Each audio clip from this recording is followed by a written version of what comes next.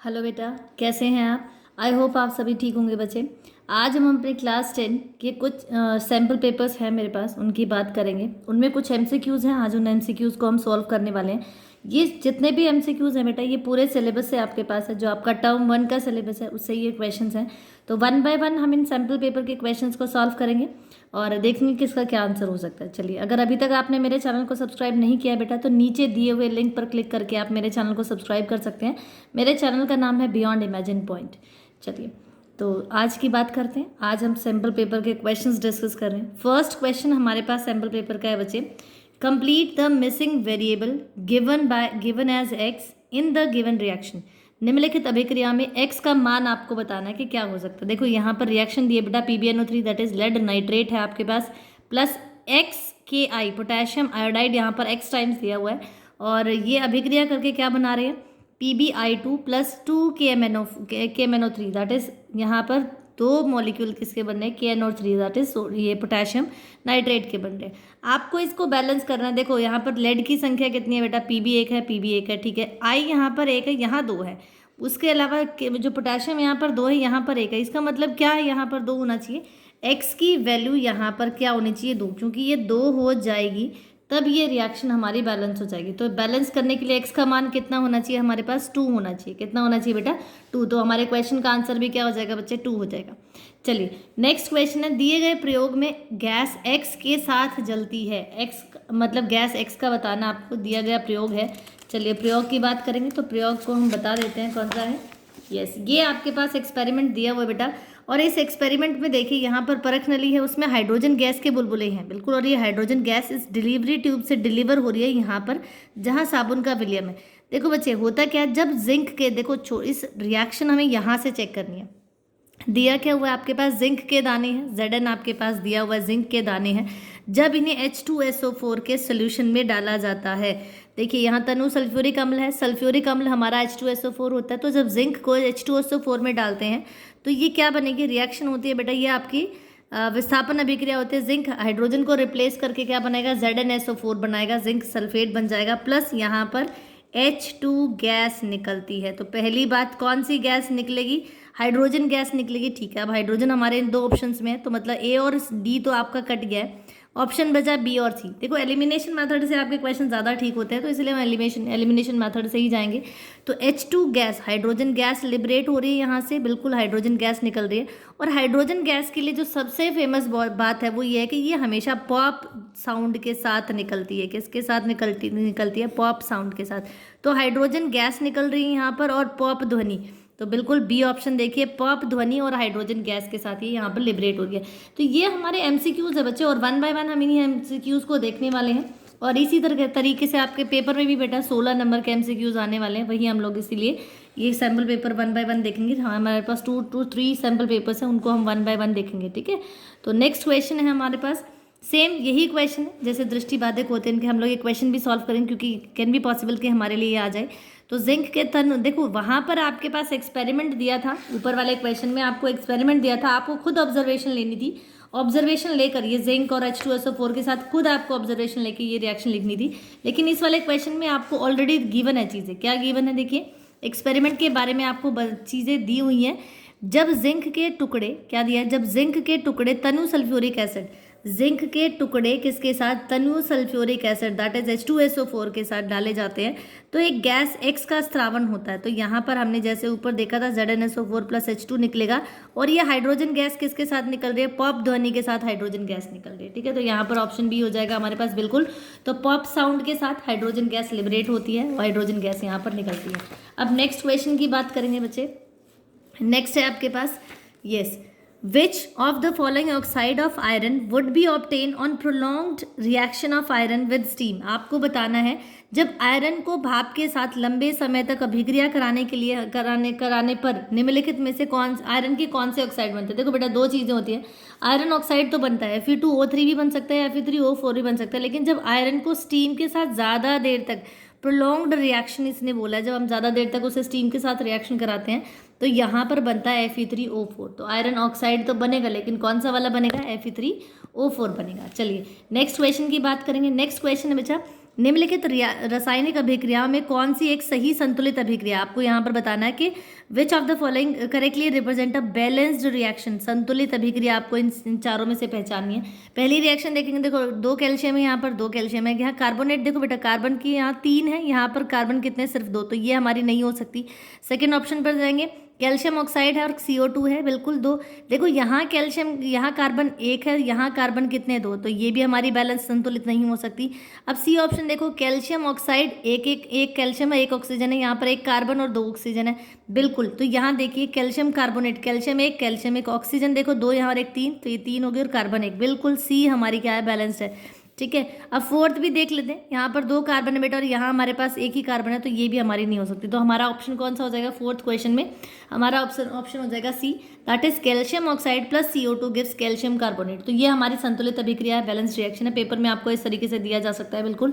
Next 5th question है बच्चे हमारे पास, आपके पास यहाँ पर एक ग्राफ दिया हुआ है, ये उदासीनीकरण की अभिक्रिया का ग्राफ है, मतलब ये आपके पास न्यूट्रलाइजेशन रिएक्शन के लिए ग्राफ दिया हुआ है। ठीक है, इसने कहा है, यहाँ क्वेश्चन में हमें बताया गया है बेटा कि ये प्रदर्शित कर रहा है एक न्यूट्रलाइजेशन रिएक्शन को, जैसे जैसे हम क्षार में, किसमें, बेस में, क्षार क्या होता है, बेस में अम्ल मतलब एसिड डाल की मात्रा अधिक मिलाते हैं। देखो आप कर क्या रहे हैं, आप बेस के अंदर आप एसिड डाल रहे हैं, मतलब क्षारक के अंदर आपने एसिड डाला ज़्यादा, बेस के अंदर आप क्या, किसके, अम्ल की मात्रा मिला रहे हैं, तो क्या होगा, देखो बेस का pH कितना होता है, 7 से लेके 14 तक होता है, 8 से लेके 14 तक होता है, और एसिड का होता है 1 to 6। ठीक है, 1 to 7 तक, 7 आपका न्यूट्रलाइज हो जाता है, 6.9 भी हम इसको बोल देते हैं। तो आपको बताना है कि कौन सा आरेख जो क्षेत्र है जो अम्ल तथा क्षार दोनों की उपस्थिति दिखाता है। देखो बेटा, दोनों की उपस्थिति, यहाँ तो हमारा उदासीन हो जाता है, इससे नीचे सिर्फ एसिड होता है, इससे ऊपर हमारा बेस होता है। अगर मैं यहाँ पर देखूँ तो इतना एसिड भी नहीं मिला है कि जो क्षारक है वो बिल्कुल ही स्ट्रॉन्ग एसिड बन जाए, स्ट्रॉन्ग आपका मतलब वो ज़्यादा क्या बन जाए, अम्लीय बन जाए। तो रिएक्शन क्या हो रही है, देखो क्षारक था, मतलब यहाँ कहीं पर होगा, क्षारक था, उसमें एसिड मिलाने से उसकी मात्रा तो कम होगी, मतलब उसका pH तो कम होगा, लेकिन यहाँ सी जो है ये बेस्ट सूटेड आंसर है, क्योंकि ये देखो ये क्या है, क्षारक भी है, बिल्कुल क्षारक भी है, और क्या है, ये अम्ल की मात्रा भी दिखा रहा है कि ना तो स्ट्रॉन्ग एसिड है ना स्ट्रॉन्ग बेस है, मतलब ये वीक एसिड वीक बेस को दिखा रहा है। तो हमारे पास ऑप्शन सी जो है वो बिल्कुल करेक्ट हो जाएगा इसका, क्योंकि यहाँ पर क्या है, सी जो है ये कैसा है, ये ना तो ज़्यादा स्ट्रॉन्ग क्या है, मतलब सी के लिए अगर मैं बात करूँ तो ये प्रबल क्या है, दुर्बल अम्ल और दुर्बल क्षारक है, क्या है, दुर्बल क्षारक और दुर्बल अम्ल है। तो इसके लिए हम लोग क्वेश्चन देख लेते हैं, ये आपके पास ऑप्शन दिए हुए बिल्कुल कि वीक एसिड और वीक हमारे पास क्या है, ये सी ऑप्शन में। ठीक है, चलिए नेक्स्ट हमारे पास क्या है बच्चे, आपके पास नेक्स्ट सिक्स क्वेश्चन है बच्चे, identify the oxidising agent in the following. आपके पास नीचे जो अभिक्रिया दी गई है उसमें एक आपको ऑक्सीकारक देखना है। ऑक्सीडाइजिंग एजेंट मतलब ऑक्सीकारक। देखो बेटा, जब ये रिएक्शंस हम लोग करते हैं तो जो एडिशन ऑफ ऑक्सीजन होती है, 2 चीज़ें होती हैं। देखो ऑक्सीडेशन की, अगर मैं ऑक्सीडेशन की मतलब उपचयन अपचयन की अभिक्रिया में देखूं तो या तो क्या होना चाहिए, एडिशन ऑफ क्या होनी चाहिए, ऑक्सीजन होना चाहिए, और रिमूवल ऑफ हाइड्रोजन होना चाहिए, है ना, रिमूवल ऑफ हाइड्रोजन होना चाहिए। और रिडक्शन में क्या होता है बेटा, रिडक्शन में हमारे पास होता है एडिशन ऑफ हाइड्रोजन, या मैं कहूँ रिमूवल ऑफ क्या होता है, ऑक्सीजन होता है। और जो ऑक्सीडेशन अभिक्रिया करता है वो रिड्यूसिंग एजेंट होता है। जो ऑक्सीडेशन करता है वो रिड्यूसिंग एजेंट होता है। वो क्या होता है, रिड्यूसिंग एजेंट, मतलब आपका रिड्यूसिंग एजेंट होता है। और जो रिडक्शन करता है वो आपका ऑक्सीकारक, दैट इज ऑक्सीडाइजिंग एजेंट होता है। तो हमें यहाँ पर मेनली क्या ढूंढना है, हमें उस तत्व को ढूंढना, उस पदार्थ को ढूंढना जो रिडक्शन कर रहा है। तो रिडक्शन मतलब या तो हाइड्रोजन ऐड हो रही हो या उसके क्या रिमूवल ऑक्सीजन जा रही हो। अगर मैं यहाँ MnO2 को देखूँ बेटा, तो देखो यहाँ मैंगनीज के पास 2 ऑक्सीजन है, यहाँ मैंगनीज के पास ऑक्सीजन नहीं है, मतलब इसका क्या हो गया, रिमूवल ऑफ ऑक्सीजन हुआ है। यहाँ पर देखिए ये रिमूवल ऑफ ऑक्सीजन हुआ है। जब रिमूवल ऑफ ऑक्सीजन होता है तो क्या होती है, रिडक्शन होती है। और जो रिडक्शन कर रहा होता है वो ऑक्सीडाइजिंग एजेंट होता है, मतलब वो ऑक्सीकारक है। तो यहाँ पर MnO2 हमारा क्या हो जाएगा, ऑक्सीकारक हो जाएगा। क्या हो जाएगा, ऑक्सीडाइजिंग एजेंट मतलब ऑक्सीकारक हो जाएगा। नेक्स्ट है बच्चे आपके पास, यहाँ पर रिएक्शन आपके पास दिया है बेटा, फॉस्फोरस और ऑक्सीजन। फॉस्फोरस और ऑक्सीजन के बीच जो रिएक्शन होती है आपको वो बताना। देखो एग्जैक्टली अगर मैं कहूँ तो यहाँ पर क्या होता है बच्चे, जो दोनों के देखो एक आपके पास 2 अभिकारक दिए हैं। जब 2 अभिकारक मिलकर क्या बना रहे हैं, ऑक्सीजन, इसके पास क्या बनता है, ये फॉस्फोरस ऑक्साइड बनता है, दैट इज P2O5 बनता है आपके पास। एग्जैक्टली मैं बात करूँ तो एक ही कंपाउंड बन रहा है। देखो 2 अभिकारक मिलकर एक उत्पाद बना रहे हैं, 2 रिएक्टेंट मिलकर एक क्या बना रहे हैं, प्रोडक्ट बना रहे हैं। तो जब दो चीज़ें यहाँ पर कंबाइन हो रही हैं, दो चीज़ें रिएक्टेंट रिएक्ट कर रहे हैं ना, कंबाइन होकर एक बना रहे हैं, तो इसका मतलब क्या हो रहा है, ये कॉम्बिनेशन अभिक्रिया, बिल्कुल ये फास्फोरस के साथ संयोजन हो रहा है, बिल्कुल ठीक है, कॉम्बिनेशन रिएक्शन है, संयोजन हो रहा है। और यह हो क्या रहा है, ऑक्सीडेशन हो रहा है, क्योंकि फास्फोरस के पास कोई ऑक्सीजन है नहीं। यहाँ अगर मैं उत्पाद में देखूँ इसको, अगर मैं प्रोडक्ट में देखूँ, यहाँ पर क्या आ रही है, ऑक्सीजन आ रही है। इसका मतलब इसके पास क्या हो रहा है, एडिशन ऑफ ऑक्सीजन हो रहा है, बिल्कुल। तो ये एडिशन ऑफ ऑक्सीजन हुआ है, इसीलिए ये उपचयन हुआ है। क्या उपचयन, तो यहाँ पर सी ऑप्शन देखिए, फास्फोरस के संयोजन तथा उपचयन में, मतलब कॉम्बिनेशन रिएक्शन हो रही है और ऑक्सीडेशन हो रहा है किसका, फास्फोरस का। तो ये ऑप्शन हमारा बेस्ट सूटेड आंसर हो जाएगा इसके लिए, ठीक है। अब नेक्स्ट क्वेश्चन है, क्वेश्चन नंबर 8 की बात करेंगे। अम्ल को जब जल में घोला जाता है, किसको, आप एसिड को, अम्ल को जब पानी में आप डालते हो तो ये क्या करता है, बिल्कुल जब अम्ल को, देखो बेटा, जब भी वाटर के अंदर हम क्या डालते हैं, एसिड डालते हैं, जब वाटर के अंदर एसिड डाला जाता है तो क्या होता है, यहाँ पर एच आयंस बनते हैं, या तो एच आयंस या hydronium ions, H3O positive, H3O positive, या तो हाइड्रोजन आयंस बनते हैं या हाइड्रोनियम आयंस स्प्लिट होते हैं। तो आपको यही क्वेश्चन में बताना है कि कौन से आयन उत्पन्न होते हैं। तो हम अपने ऑप्शंस देखते हैं, हमारे पास क्या ऑप्शन है। When an acid dissolve in water gives dash ion, कौन कौन से आयन देता है, हाइड्रोक्साइड नहीं, हाइड्रोक्साइड OH नेगेटिव होता है, अभी हमने देखा कि प्लस आयंस बनेंगे, नेगेटिव आयंस नहीं देगा, बिल्कुल हाइड्रोनियम आयंस लिखे हैं बेटा, हाइड्रोनियम आयंस पॉजिटिव होते हैं, H पॉजिटिव या H3O पॉजिटिव, ये तो हाइड्रोजन आयंस है, ये हाइड्रोनियम आयन है, तो इनमें से कोई भी एक बन सकता है, तो हाइड्रोनियम आयन हमारे पास यहाँ पर बेस्ट सूटेड आंसर हो जाएगा, ठीक है। चलिए नेक्स्ट क्वेश्चन की बात करें, क्वेश्चन नंबर 9 है हमारे पास। जब अम्ल की कुछ मात्रा को जल में मिलाया जाता है तो निम्नलिखित में से कौन सी अभिक्रिया होती है। देखो बेटा, होगा क्या, जब अम्ल को हम किस में मिला रहे हैं, एसिड के अंदर मिला रहे हैं, तो डाइल्यूशन होता है, बिल्कुल तनुकरण होता है उसका, डाइल्यूशन उसको बोलते हैं। तो फर्स्ट होगा, बिल्कुल होगा। उदासीनीकरण नहीं होता, क्योंकि उदासीनीकरण हमें पता है क्या होता है, उदासीनीकरण में एसिड और बेस मिलते हैं, यहाँ पर तो अम्ल और क्या है, जल है, मतलब हमारे पास एसिड और वाटर है, तो एसिड और वाटर डाइल्यूशन करते हैं, पहला बिल्कुल ऑप्शन ठीक है। हाइड्रोनियम आयन का निर्माण होगा, बिल्कुल ऊपर वाले क्वेश्चन में भी हमने देखा, जब आप एसिड के अंदर क्या मिलाते हो, जब वाटर के अंदर आप एसिड मिलाते हो तो क्या होता है, हाइड्रोजन या हाइड्रोनियम आयन बनता है, तो बिल्कुल थर्ड भी ठीक है। लवण का निर्माण होगा, नहीं लवण नहीं बनेगा, क्योंकि लवण हमारा उदासीनीकरण में बनता है, तो फर्स्ट और थर्ड हमारे पास बिल्कुल ठीक है, तो फर्स्ट और थर्ड यस, तो ये बी ऑप्शन है हमारा, बिल्कुल करेक्ट हो जाएगा, फर्स्ट और थर्ड यहाँ पर हमारे ऑप्शन हो जाएगा, तो बी ऑप्शन इसका बेस्ट सूटेड आंसर रहेगा। तो when an small amount of acid is added to water the phenomena which occurs are, dilution होगा और फॉर्मेशन ऑफ हाइड्रोजन आयन हो जाएगा, हाइड्रोनियम आयन, तो हमारे पास सेकंड ऑप्शन हो जाएगा, ठीक है। अब नेक्स्ट क्वेश्चन नंबर 10 है आपके पास बच्चे। The iron rod is covered with reddish brown layer which damages the surface of the rod, its balance reaction आपको बताना है। मतलब जब आयरन की छड़ पर चढ़ी लाल भूरे रंग की, देखो लाल भूरे रंग की जो परत होती है वो किसकी होती है, फेरिक ऑक्साइड की होती है, बिल्कुल, मतलब वो क्या बन रहा है, आयरन ऑक्साइड बन रहा है, ठीक है, की सतह को संचारित कर देती है। इसको प्रदर्शित, आपको ये बताना है कि रिएक्शन कैसे हो रही है। देखो पहले तो हमें देखना है कि बैलेंस रिएक्शन कौन सी है। अगर मैं यहाँ देखूँ तो 3 आयरन है, यहाँ 2 है, तो ये हमारी गलत हो गई, फर्स्ट ऑप्शन हमारा कट गया। थर्ड में देखें, यहाँ 3 है, यहाँ पर क्या है बेटा, 1 ही है, तो ये भी हमारे पास गलत है। सेकंड ऑप्शन देखो, 3 यहाँ पर क्या है, आयरन है हमारे पास, फेरस 3 है, यहाँ पर भी 3 है, 4 O2 है, बिल्कुल ठीक है, और 4 H2 बिल्कुल ठीक है। तो सेकंड ऑप्शन हमारे पास बिल्कुल ठीक हो जाएगा कि जब आयरन के ऊपर जो ये संसारित हो गई है, दैट इज जो ये रेडिश ब्राउन कलर की लेयर आई है, वो इस अभिक्रिया को आपको बेस्ट सूटेड आंसर ये दिखा रहा है कि आयरन ऑक्साइड यहाँ पर बन रहा है और हाइड्रोजन गैस लिबरेट हो रही है, ठीक है। अब नेक्स्ट हम लोग क्वेश्चन नंबर 11 की तरफ आते हैं। क्वेश्चन नंबर 11 है बेटा, आपको डायग्राम दिया हुआ है यहाँ पर, और आपको बताना है कि यहाँ पर निम्नलिखित हरे पौधों की पत्तियों की कोशिकाएं जिनमें क्लोरोप्लास्ट की उपस्थिति है की व्यवस्था दर्शाई गई है। यहाँ पर आपको बताना है कि क्लोरोप्लास्ट किस में है, तो सेकंड बिल्कुल यहाँ क्लोरोप्लास्ट होता है, और यहाँ थर्ड में नहीं, हम कहेंगे हाँ बिल्कुल फोर्थ में यहाँ पर, तो सेकंड और फोर्थ इसका ऑप्शन हो जाएगा, यहाँ पर क्लोरोप्लास्ट की उपस्थिति होती है। नेक्स्ट क्वेश्चन है बच्चे, प्रकाश संश्लेषण की प्रक्रिया होती है, केंद्रक में होती है, नहीं केंद्रक में नहीं होती, रिक्तिकाओं में नहीं होती, उपरोक्त सभी में नहीं होती, क्योंकि सिर्फ क्लोरोप्लास्ट में होती है, तो यहाँ पर ये भी ऑप्शन हो जाएगा इसका, ठीक है।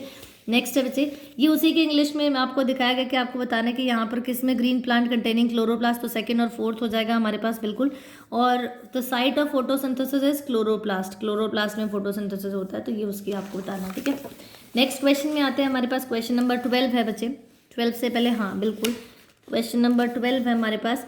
यहाँ चित्र दिया हुआ है, सबको पता है, वेल नोन स्ट्रक्चर, ये वृक्काणु का स्ट्रक्चर है, तो आपको बताना है कि ये किसका स्ट्रक्चर, तो ये वृक्काणु नेफ्रॉन का स्ट्रक्चर होता है बिल्कुल। और यहाँ सेम क्वेश्चन है, आपको बताया गया कि गिवन जो साइड है वो किसको दिखा रहा है, वो नेफ्रॉन है, बिल्कुल वृक्काणु का स्ट्रक्चर है ये आपका, ठीक है। चलिए, तो नेक्स्ट है, और यहाँ structural and functional unit of kidney nephron होता है। बिल्कुल, स्ट्रक्चरल और फंक्शनल दोनों का जो संरचनात्मक और कार्यात्मक होता है वो किडनी का क्या होता है, नेफ्रॉन ही होता है, क्योंकि नेफ्रॉन मेन फिल्टरिंग यूनिट होती है, वही फिल्टर करती है उसके अंदर। ठीक है, चलिए 13th क्वेश्चन पे आते हैं बेटा। क्या उदासीनीकरण अभिक्रिया को भौतिक या रासायनिक परिवर्तन के रूप में वर्णित किया जा सकता है, वर्णित किया जा सकता है? उदासीनीकरण की अभिक्रिया है ना बेटा, उदासीनीकरण में होता क्या है, एसिड और बेस मिलकर क्या करते हैं, न्यूट्रलाइजेशन रिएक्शन करते हैं। तो आप इसको भौतिक और रासायनिक में नहीं, इसको हम कहेंगे कि उदासीनीकरण अभिक्रिया में एक नया यौगिक निर्मित होता है, बिल्कुल नया पदार्थ बनता है, सॉल्ट बनता है ना यहाँ पर, बिल्कुल नया बनता है। तो कैन वी कैटेगराइज फिजिकल और केमिकल चेंज, नहीं, इसको फिजिकल केमिकल चेंज नहीं, नया यौगिक का निर्माण हो रहा है, तो वो बिल्कुल केमिकल रिएक्शन हो जाएगी। जब नई चीज़ें बनती है तो उसको हम केमिकल रिएक्शन कहते हैं। ठीक है, तो न्यू, तो यहाँ हम कहेंगे क्या, new chemical are formed during a neutralisation reaction. ठीक है, चलिए अब नेक्स्ट में फिर से आपको डायग्राम दिया गया बेटा, क्वेश्चन नंबर 14 था, आपको बताना कि ये क्या क्या है, और ऑर्डर वाइज 1 2 3 4 आपको बताना है। जो फर्स्ट है बेटा, ये यहाँ पर केंद्रक है, बिल्कुल फर्स्ट हमारे पास केंद्रक है। सेकंड ऑप्शन हमारे पास ये छोटे छोटे क्लोरोप्लास्ट होते हैं, सारे के सारे क्लोरोप्लास्ट हैं। ये बड़ी से रिक्तिकाएँ होती हैं, खाली जगह होती है, रिक्तिकाएँ होती हैं, और ये रक्षी कोशिकाएँ होती हैं। ये जो लेयर दिखाई, ये रक्षी कोशिकाएँ हैं, बिल्कुल। तो यहाँ डी ऑप्शन हमारे पास करेक्ट हो जाएगा। अगर मैं इंग्लिश में बात करूँ तो ये न्यूक्लियस होता है, बिल्कुल ये न्यूक्लियस होता है हमारे पास। ठीक है, ये ग्रीन कलर के पिगमेंट होते हैं जिनको हम क्लोरोप्लास्ट कहते हैं, ये छोटे छोटे सारे क्लोरोप्लास्ट है। तो सेकंड हमारे पास क्लोरोप्लास्ट है। ये बड़ा सा वैक्यूल है जिसको हम हिंदी में रिक्तिकाएँ कहते हैं, थर्ड हमारे पास वैक्यूल हो जाएगा। और फोर्थ हमारे पास बेटा देखो, ये जो लाइट ग्रेइश कलर की लेयर दिख रही है ना, ये पूरी की पूरी ग्वाड शेल्स होती हैं, मतलब रक्षी कोशिकाएँ जो रक्षा करती हैं। ठीक है, तो डी ऑप्शन हमारे पास हो जाएगा, न्यूक्लियस, क्लोरोप्लास्ट, वैक्यूल्स और क्वाड शेल्स, मतलब केंद्रक, क्लोरोप्लास्ट, रिक्तिका और रक्षी कोशिकाएं। ठीक है, अब नेक्स्ट क्वेश्चन है, स्टोमेटा जिसको हम रंध्र कहते हैं हिंदी में, कि रक्षी कोशिकाओं में उपस्थित होता है। इसकी रक्षी कोशिकाओं में क्या होता है, रक्षी कोशिकाओं में क्या क्या होता है, केंद्रक होता है। देखो इस रक्षी कोशिकाओं में ये सारी चीज़ें होती हैं, सिर्फ रिक्तिकाएं को छोड़कर।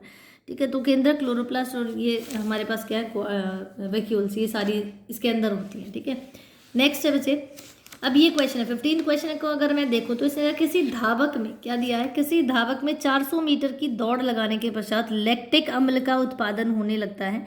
निम्नलिखित में से कौन सा विकल्प इस प्रक्रिया को सही दर्शाता है? देखो जहाँ लैक्टिक अम्ल बनता है बच्चे, वो कौन सा होता है बेटा आपका, वो आपका वायवीय होता है, अवायवीय श्वसन। देखो जब अवायवीय श्वसन होता है, बिल्कुल ये यहाँ पर अवायवीय श्वसन होगा, अवायवीय in the absence of oxygen होगा। किण्वन होता है, सांस लेना से, देखो वायवीय श्वसन होता है, क्या होता है, वायवीय श्वसन होता है ये। ठीक है, नेक्स्ट है बच्चे आपके पास, मतलब एरोबिक रेस्पिरेशन होती है यहाँ पर। ठीक है, नेक्स्ट है आपके पास बच्चे, veins are thin walled and have walls. बिल्कुल, जो वेन्स होते हैं, शिराओं की भित्ति पतली तथा इनमें वॉल्व होते हैं, क्यों, क्योंकि रुधिर के बहाव को एक ही दिशा में, देखो बेटा वॉल्व का काम क्या होता है, जब हम कराते हैं इसको तो ऐसे दिखाते हैं कि ये 2 चैम्बर नीचे है, 2 चैम्बर ऊपर, 2 चैम्बर नीचे, और बीच में क्या है, ये आपका वॉल्व है।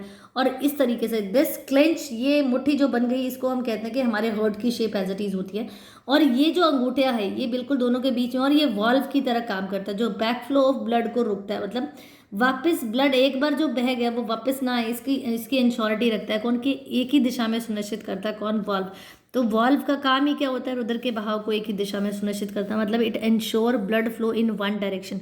तो वेन्स थिन होती हैं, लेकिन वॉल्स क्या करता है, क्यों, क्योंकि है वॉल्स, उसके पास वॉल्स होते हैं ताकि बैक फ्लो ऑफ वाटर की दोबारा एक दूसरी दिशा में, अपोजिट डायरेक्शन में ना जाए, एक दिशा में ही रहे। ठीक है, नेक्स्ट 17th क्वेश्चन है, which of the following mirror is used to concentrate sunlight. Sunlight को कॉन्सेंट्रेट करने के लिए जो हमारे पास सोलर फर्नेस होते हैं, उसमें हम क्या यूज़ करते हैं, उसमें बिल्कुल हम कनकेव मिरर यूज़ करते हैं। तो अवतल दर्पण यहाँ पर इस्तेमाल करते हैं। जो सौर भट्टियाँ होती हैं, सौर भट्टियों को संकेंद्रित कर ऊष्मा उत्पन्न, संकेंद्रित मतलब एक पॉइंट पर इकट्ठी करना, तो सारी जो सौर ऊर्जा उसको एक ही पॉइंट पर केंद्रित करने के लिए क्या किया जाता है, अवतल दर्पण लगाया जाता है। ठीक है, अब नेक्स्ट 18th क्वेश्चन है, देखो बेटा बड़ा इंपॉर्टेंट क्वेश्चन है आपके पास, 18th क्वेश्चन है। इसने कहा है किसी अवतल दर्पण की फोकल की या एफ की वैल्यू आपके पास, अवतल दर्पण दिया, एफ आपके पास क्या दिया हुआ बच्चे, -10 सेंटीमीटर दिया हुआ है। ठीक है, के सामने 15 सेंटीमीटर की दूरी, 15 मतलब एफ से इधर सी और एफ के बीच में आ गई, तो ये आपके पास क्या दिया है, यू बिल्कुल की दूरी पर एक वस्तु रखी है, तो ये -15 सेंटीमीटर हो गया। ठीक है, प्रतिबिंब रखें तो आपको बताना है कि वो कितनी दूरी पर बनेगा। देखो बेटा यहाँ पर एफ की दूरी कितनी है, 10 सेंटीमीटर, तो अगर मैं 2f की बात करूँ तो वो कितना हो जाएगा, 20 सेंटीमीटर, मतलब 2f हमारा 20 सेंटीमीटर। अब वो वस्तु f और किसके बीच में रखी है, एफ और सी, एफ और 2f के बीच में, एफ और सी के बीच में रखिए ना, 2f मतलब यहाँ पर सी है ये आपका, तो वो 10 से 20 के बीच में 15 पर रखिए, तो वो बियॉन्ड सी बनेगा, बियॉन्ड सी मतलब 20 से उधर ही बनेगा, तो हम इसको बोल सकते हैं कि 30 सेंटीमीटर बनेगा। वैसे आप इसे निकाल भी सकते हैं, 1/f is equal to 1/v, क्या होता है 1/v माइनस 1/u होता है ना, 1/v माइनस 1/u होता है, तो माइनस होता है या प्लस होता है? हाँ जी बताइए। तो ये आप खुद करेंगे आप क्वेश्चन, वैसे मैंने आंसर आपको 30 सेंटीमीटर बता दिया है, और इसका आंसर आप खुद करें या फिर मैं आपको ये आंसर बता दूंगी, ठीक है। तो ये क्वेश्चन आपके लिए होमवर्क है, तो और आंसर मैंने बता ही दिया, सी आएगा, और फॉर्मूला भी मैंने लिख दिया, तो आप खुद ही कैलकुलेट करेंगे इसमें क्या आएगा, ठीक है। उत्तल, अब नेक्स्ट क्वेश्चन करते हैं। उत्तल लेंस के एक, अब देखो यहाँ मिरर के लिए दिया हुआ था हमारे पास, यहाँ उत्तल लेंस के एक वस्तु के वास्तविक बिंदु के आकार के प्रतिबिंब को फोकस कर सकती है। क्या बोला इसने? वास्तविक है और बिंदु के आकार का। देखो बिंदु का आकार कहाँ बनता है? वास्तविक और बिंदु का आकार हमारा तब बनता है जब हमारी वस्तु अनंत पर हो, जब वस्तु अनंत पर होती है तब बनता है, ठीक है। आपको बताना है क्या था? वस्तु की उपस्थिति, स्थिति बतानी थी। तो वस्तु जब अनंत पर होती है तो वो फोकस पर कॉन्सेंट्रेट हो जाती है ना, फोकस पर हमारा जो बनता है, प्रतिबिंब बनता है। तो यहाँ पर क्या आएगी? वस्तु कहाँ पर रखी है? वस्तु कहाँ रखी है? अगर मैं आंसर की बात करूँ तो वस्तु कहाँ रखी है? एट इन्फिनिटी, बिल्कुल बिल्कुल अनंत पर रखी है वो, ठीक है, इन्फिनिटी रखी है। तो कॉन्वेक्स लेंस है आपके पास, फोकस और real point size image at focus, focus पर कब आएगी? जब वो सी कहाँ? इन्फिनिटी पर रखी है, ठीक है। 19th क्वेश्चन बेटा, बड़ा आसान सा क्वेश्चन, लेंस की क्षमता की इकाई बतानी है आपको। हमें पता है कि पावर ऑफ लेंस जो है, पावर ऑफ लेंस को हम डायोप्टर से मापते हैं, किससे? डायोप्टर डी से मापते हैं, डायोप्टर, बिल्कुल ठीक है। और लास्ट क्वेश्चन आज के जो सैम्पल पेपर है, आज 20 क्वेश्चंस करेंगे, फिर हम फर्दर 20 क्वेश्चंस नेक्स्ट वीडियो में करेंगे बेटा। किसी माध्यम का अपवर्तनांक अनुपात होता है। देखो जो माध्यम का अपवर्तन होता है बेटा, अपवर्तनांक होता है, जो अपवर्तनांक होता है उसको हम कहते हैं velocity of light in vacuum, बिल्कुल, velocity of light in vacuum upon medium होती है, velocity of light in medium होती है, मतलब वेलोसिटी ऑफ लाइट इन, यहाँ मीडियम लिखा तो ये गलत हो जाएगा, वाटर लिखा ये भी गलत, ये भी गलत, बिल्कुल ये वैक्यूम आ गया ना हमारे पास। तो डी ऑप्शन है कि निर्वात में प्रकाश के वेग से माध्यम में प्रकाश का वेग का माध्यम, ये डी ऑप्शन हो जाएगा। तो velocity of light in vacuum to the velocity of light in medium, तो ये हमारे पास डी ऑप्शन हो जाएगा। तो आज के लिए हमने 20 क्वेश्चंस डिस्कस किए, ऐसे ही हमारे पास 20 से 30 क्वेश्चंस और हैं बेटा इसी सैम्पल पेपर के, जो हम नेक्स्ट वीडियो में ट्राई करेंगे। नेक्स्ट वीडियो में हम लोग आपके साथ शेयर करेंगे उनको, ठीक है। तो आई होप आपको आज का जो सैम्पल पेपर है, जो क्वेश्चन है वो समझ आएंगे बच्चे। अभी तक अगर आपने मेरे चैनल को सब्सक्राइब नहीं किया है तो please share, subscribe as well as like my videos बेटा, subscribe my channel as well, क्योंकि आप सब्सक्राइब और लाइक करते हैं तो मुझे मोटिवेशन मिलता है कि मैं और भी अच्छे से आपके लिए काम कर सकूं, और भी जो क्वेश्चंस हैं मैं आपके सामने रख सकूं, ठीक है। तो please share my channel, subscribe my videos subscribe my channel and share my videos as well as like my videos. Thank you.